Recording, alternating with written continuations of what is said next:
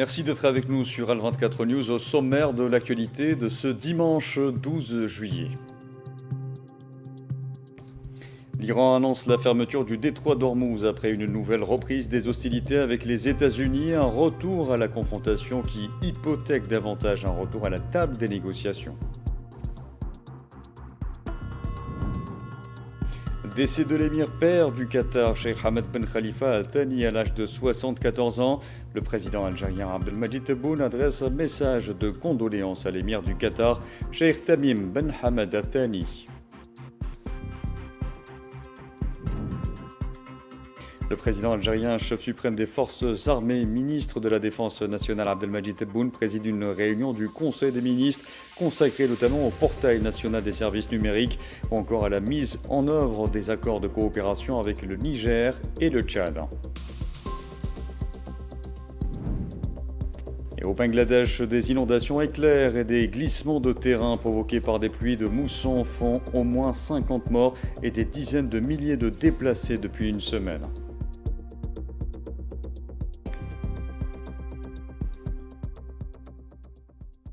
Bonsoir à tous. L'Iran a annoncé ce dimanche la fermeture du détroit d'Ormuz après une nouvelle reprise des hostilités avec les États-Unis qui assurent de leur côté que cette voie navigable stratégique reste ouverte. Les antagonistes s'éloignent ainsi d'un retour à la table des négociations. Amal Amzian Zitouni. Une escalade majeure dans le conflit américano-iranien. Les États-Unis ont mené une nouvelle série de frappes sur plusieurs villes iraniennes dans la nuit de samedi à dimanche, la troisième cette semaine. 140 cibles visées selon Washington. Des frappes qui font suite à un tir sur un navire dans le détroit d'Ormuz, voie essentielle au transport maritime mondial d'hydrocarbures.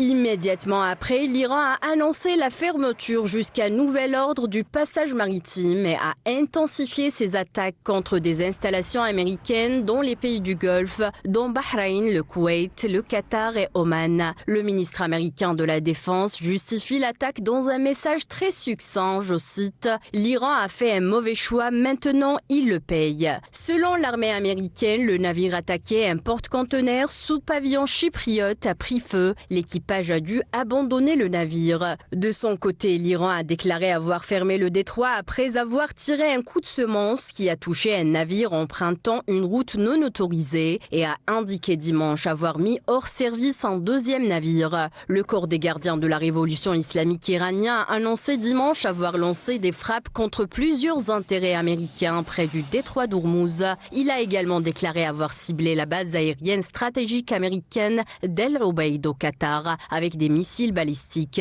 détruisant son centre de maintenance des avions de chasse et son centre de commandement et de contrôle. Comme il a affirmé avoir détruit un centre de commandement et de contrôle, ainsi que des hangars de drones MK9 sur la base américaine Prince Hassan en Jordanie à l'aide de missiles balistiques.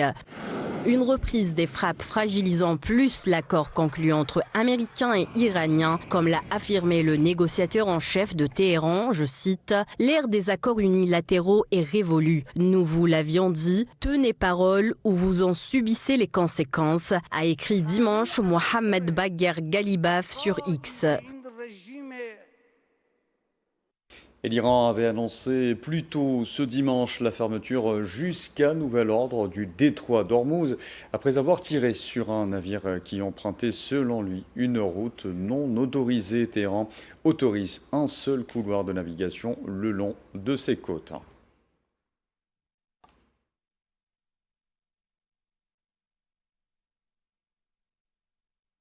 Et la future gestion du transit par le détroit stratégique d'Ormuz devrait être élaborée exclusivement par le biais de consultations bilatérales entre l'Iran et Oman. C'est ce qu'a indiqué ce dimanche un porte-parole du ministère iranien des Affaires étrangères à la suite d'entretiens qui se sont tenus hier à Mascate entre le ministre iranien des Affaires étrangères Abbas Araghchi et son homologue omanais Badr Abdul Saidi.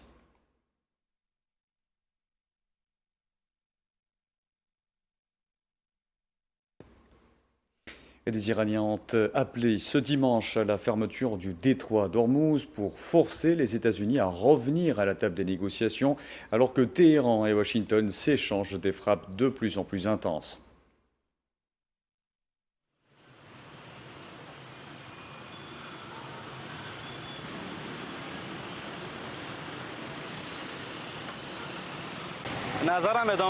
Je pense que cela va continuer car ils tentent d'imposer leur volonté.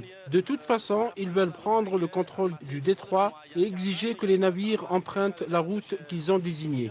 L'Iran refuse d'accepter cela et ne devrait pas l'accepter, car le détroit appartient à l'Iran et à Oman. Ils viennent de l'autre bout du monde et veulent imposer leur volonté ici. Écoute, quand on t'attaque, tu dois riposter. Si tu ne le fais pas, cela signifie que tu as perdu, que tu as été vaincu et que tu n'es pas assez fort. Dans ces circonstances, je pense que le détroit d'Ormuz devrait être fermé, mais seulement temporairement, jusqu'à la reprise des négociations. Les États-Unis veulent également exercer davantage de pression et recourir à la guerre pour parvenir à leur fin et atteindre leur objectif. Aujourd'hui, nous ne devons pas aborder ce problème en position de faiblesse. Nous devons agir avec fermeté et franchise tout en tenant compte de tous les éléments. La population est sous pression et dans la mesure du possible, nous devons privilégier la voie diplomatique avec fermeté et en nous appuyant sur notre position de force. Je pense qu'il serait préférable que le détroit d'Ormuz reste ouvert sous notre contrôle. Autrement dit, nous devons le contrôler, mais il doit rester ouvert. Et comme l'a dit le docteur Kalibaf, nous ne devons pas retourner le détroit contre nous. Et le commandement central de l'armée américaine CENTCOM a assuré de son côté sur X que le détroit d'Ormuz était ouvert à tous les navires souhaitant emprunter légalement cette voie maritime internationale, précisant que les forces américaines étaient déployées et prêtes à garantir le maintien de la liberté de navigation.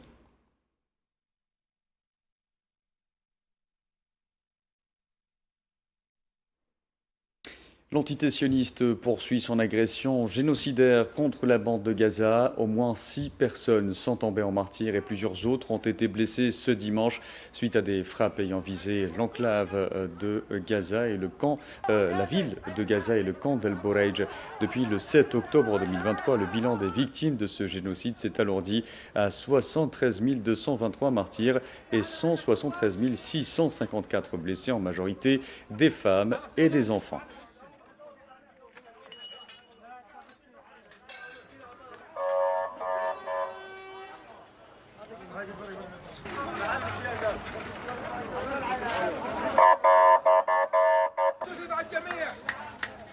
Et depuis son arrestation en décembre 2024, le sort du docteur palestinien Hussam Abou Safieh est au cœur des inquiétudes de ses proches. Sa sœur a affirmé que les conditions de sa détention s'étaient dégradées considérablement. Le constat est fait au fil des visites rendues par son avocat, Maria Chouillard.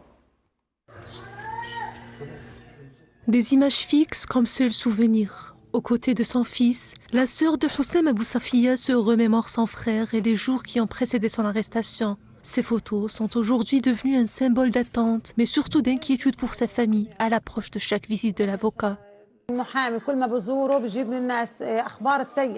À chaque visite de l'avocat, il nous apportait de mauvaises nouvelles. À chaque fois, c'était pire que la précédente. Après sa première visite, il nous a dit qu'il avait la gale, une blessure à l'œil, des lunettes cassées et une côte fracturée.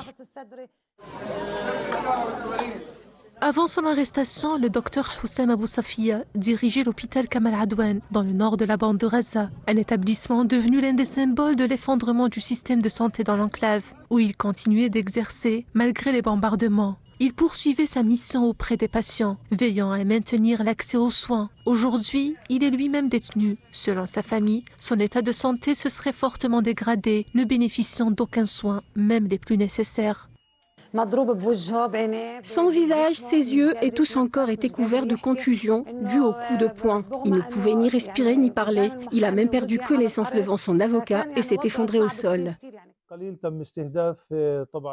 Arrêté lors d'une opération sioniste visant l'hôpital en décembre 2024, il est depuis détenu par les sionistes. Sa famille remet depuis en question les accusations portées contre lui, qu'elle juge infondées.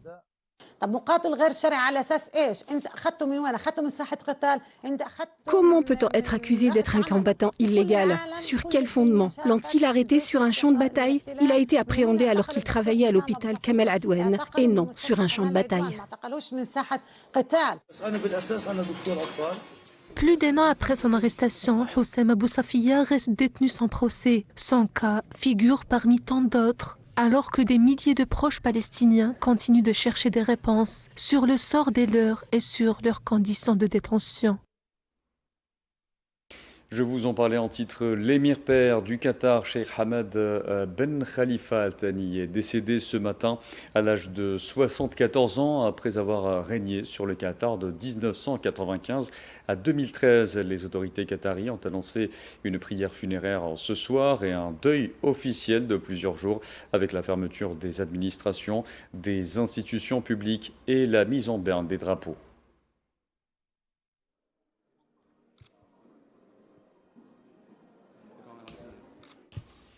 Et le président algérien Abdelmadjid Tebboune a adressé ce dimanche un message de condoléances à Cheikh Tamim Ben Hamad Al Thani, émir du Qatar, suite au décès de l'émir père du Qatar, Cheikh Hamad Ben Khalifa Al Thani. Dans son message de condoléances, le président algérien a aussi présenté sa profonde solidarité et sa compassion suite à la perte de celui qu'il a qualifié d'un des grands bâtisseurs de l'État du Qatar et d'un dirigeant arabe reconnu pour sa sagesse et pour toutes ses contributions en faveur des causes arabes. Abdelmadjid Tebboune a également souligné que le défunt cheikh entretenait une relation particulière avec l'Algérie, qu'il aimait, un sentiment noble que l'Algérie lui a bien rendu tout en tissant avec elle des liens solides à travers ses nombreuses visites marquantes.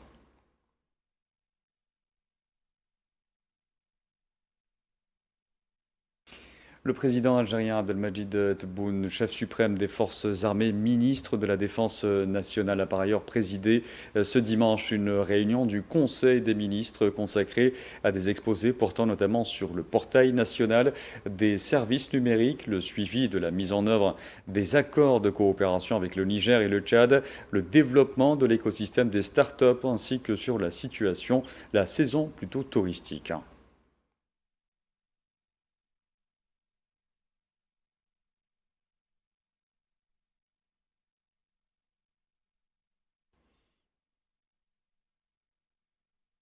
Et toujours concernant l'Algérie, le président algérien Abdelmadjid Tebboune continue de recevoir les messages de vœux émanant de nombreux dirigeants à l'occasion du 64e anniversaire de la fête de l'indépendance et du recouvrement de la souveraineté nationale.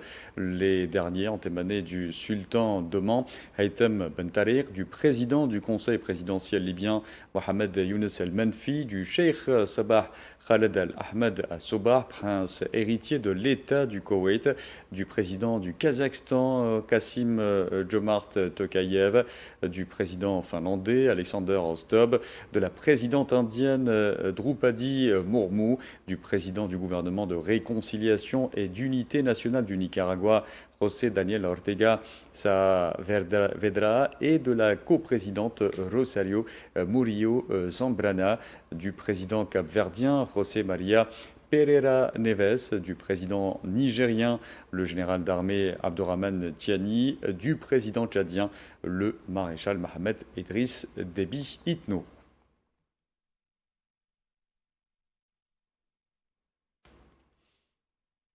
La revue El Jaish a consacré son éditorial au 64e anniversaire de la fête de l'indépendance et du recouvrement de la souveraineté nationale arrachée de haute lutte le 5 juillet 1962, intitulé « Volonté nationale sincère et fidèle au serment fait aux valeureux martyrs ». Un édito qui a mis l'accent notamment sur les importantes réalisations et acquis que connaît l'Algérie aujourd'hui dans divers domaines et la place prestigieuse qu'elle occupe à l'échelle régionale et internationale.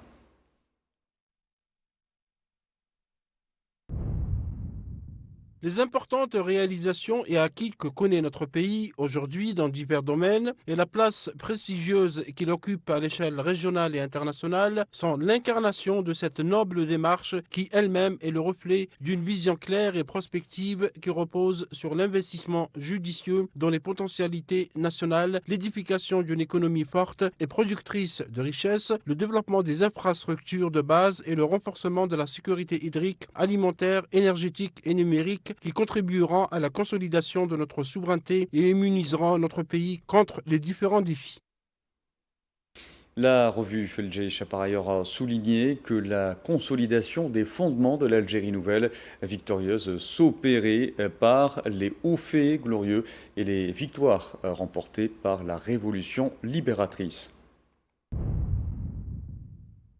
Les hauts faits glorieux et les victoires remportées par notre révolution libératrice sont portés par les valeurs de sacrifice, de résistance, d'unité des rangs et de cohésion manifestées par le peuple algérien qui a construit sa gloire de ses propres mains. C'est sur ces mêmes valeurs que s'opère la consolidation des fondements de l'Algérie nouvelle victorieuse. La consolidation de son indépendance nationale dans toutes ses dimensions et le renforcement de son immunité requièrent la mobilisation de tous les Algériens ainsi que toutes les énergies et forces vives de la nation.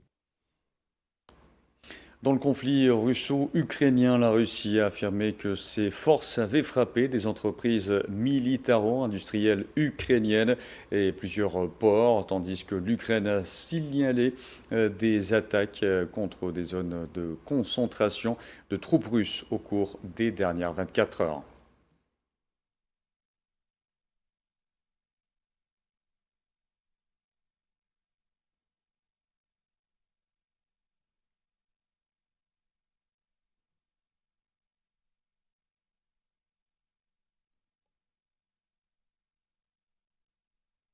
Je vous disais en titre, au Bangladesh, des inondations éclairs et des glissements de terrain provoqués par des pluies de mousson ont fait au moins 50 morts et des dizaines de milliers de déplacés depuis une semaine selon les autorités. Le point sur la situation avec Souhila Akilal. Les maisons construites à flanc de cette rivière en crue sont englouties par les flots. Pour certaines, seules les toitures restent visibles. Dans le reste du district montagneux de Bandarban, maisons et routes sont inondées et les liaisons routières avec le reste du pays fortement perturbées. D'ailleurs, ce dimanche, plus d'1 million de personnes étaient toujours bloquées alors que les fortes pluies continuaient de s'abattre sur la région.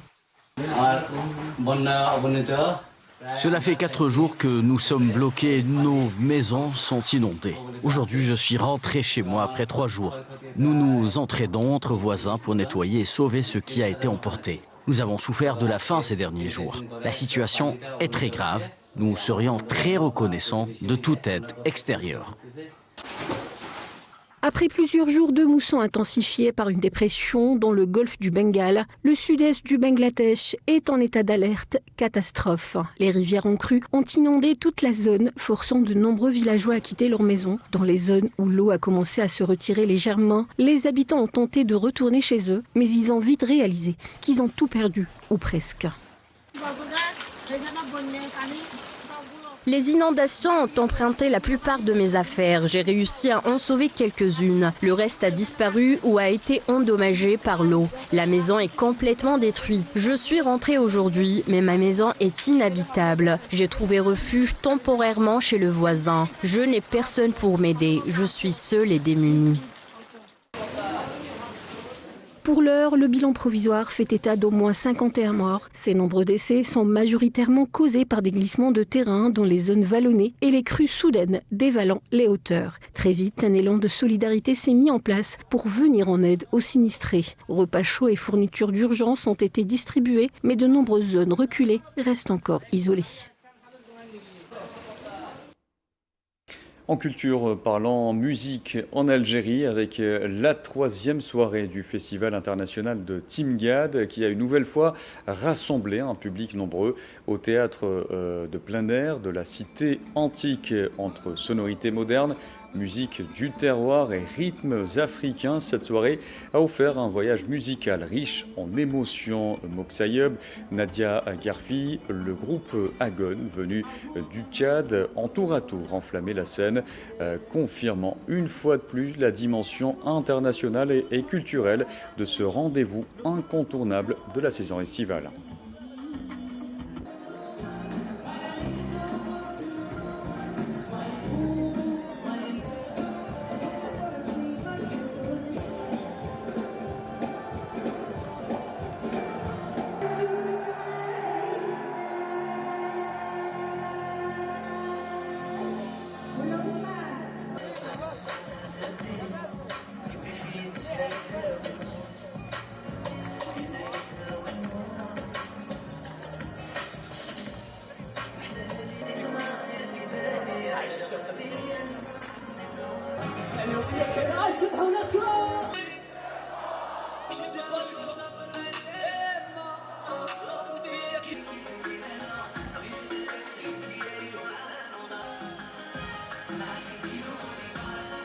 D'abord, elle nous a permis d'exporter notre musique tchadienne, la musique tchadienne qui n'est pas tant écoutée au monde. Voilà, elle nous a permis d'exporter notre musique, elle nous a permis aussi de se présenter en tant que tchadien, de chanter, de valoriser nos langues, d'exporter notre musique. Voilà. Ma musique traite beaucoup les thèmes, la paix, être avec soi-même, accepter son frère, être avec son frère, c'est-à-dire beaucoup plus stop la guerre, s'aimer entre nous, que ce soit les Africains, que ce soit les Américains, que ce soit les Européens, que ce soit les Asiatiques. On doit s'aimer, c'est toujours l'homme. Wallah, c'était incroyable. C'est le meilleur concert de ma vie. Voilà, donc merci beaucoup Timga.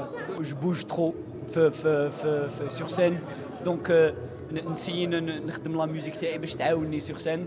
Donc c'est juste à cause de ça, c'est tout. Sinon, je suis un gars de l'acoustique, t'inquiète. Voilà, on arrive à la fin de ce journal. Merci à vous de l'avoir suivi. Excellente soirée à tous.